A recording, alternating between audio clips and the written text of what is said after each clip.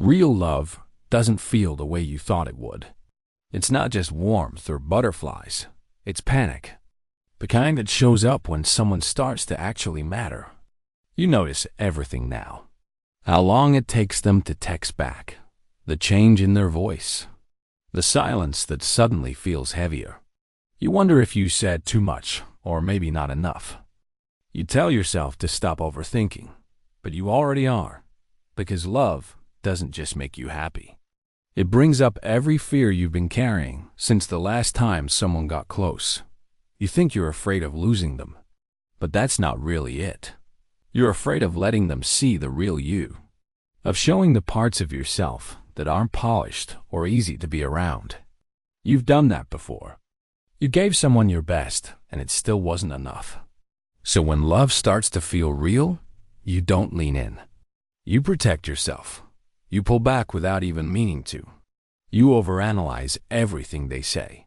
You pretend you're fine when inside you're falling apart.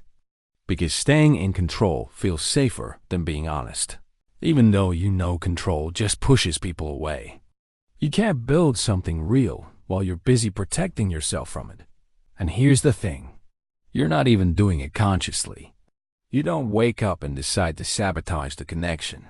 It just happens. One day you're open, and the next you're distant.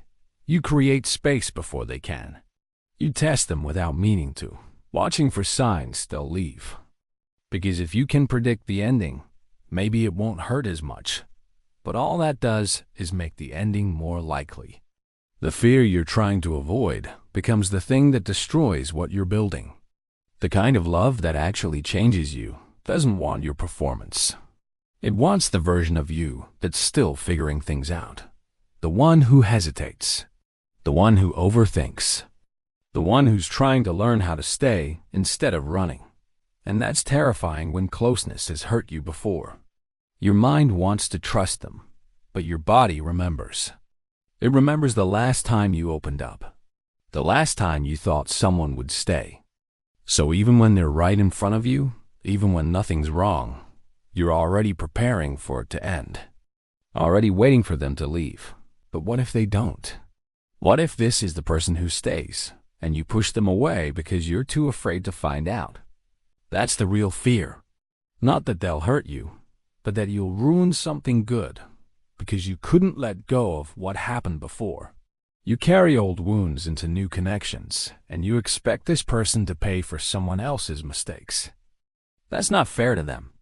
And it's not fair to you either, because you deserve to experience love without the weight of every past failure sitting on your chest. If love feels scary, you're not doing it wrong. It just means you found something that matters. Because fear doesn't show up when you don't care. It shows up when there's finally something real at stake. Love that's worth it won't erase the fear. It just asks you to stay through it, to stop running, to let someone in, even though letting people in has hurt before. Real love isn't about being fearless. It's about staying open anyway. Choosing trust when every part of you wants to protect yourself. It's messy.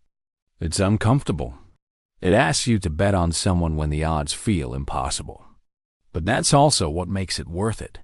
Because the alternative is staying safe and staying alone. And maybe the bravest thing you'll ever do is decide that being loved is worth the risk of being hurt.